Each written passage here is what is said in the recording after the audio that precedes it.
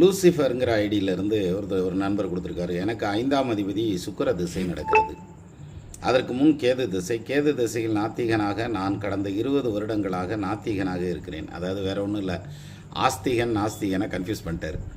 அதாவது சாமி கும்பிட்டுட்டு இருந்தார். இப்போ 5ஆம் இடத்ததிபதி சுக்கிர தசை நடக்குது. அதனால் சாமியெல்லாம் கும்பிட்றதில்ல, எந்த கோயிலுக்கும் போவதில்லை, எந்த கடவுளையும் வழிபடுவதில்லை அப்படின்னு சொல்லி கமெண்ட் கொடுத்துருந்தார். ஒன்றும் பிரச்சனை இல்லை. நீங்கள் வழிபடணுங்கிறதுக்காக இங்கே எதுவும் குறைஞ்சும் போயிடல.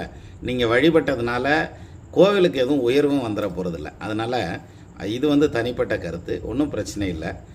ஆனால் வாழ்க்கையில் இந்த 20 வருடம் நீங்கள் எதையுமே சாமியெல்லாம் நான் பார்க்கல அப்படின்னு சொல்கிறீங்க இல்லையா? அப்படி சொல்கிறதுக்கு என்ன காரணம் அப்படின்னா, பெருசாக ஒன்றும் சிரமத்தை சந்திக்கலை வாழ்க்கையில். பெரிய சிரமங்கள் அப்படின்னு வரையில் தான், அது தொடர்பான பிரச்சனைகள் வரையில் தான், அதுக்கு தீர்வு தெரியலைங்கிற வரையில் தான் இந்த மாதிரி 3ஆவதாக நமக்கு மேலே இறைவன் ஒருத்தன் இருக்காங்கிற எண்ணமே வரும். அது அப்புறம்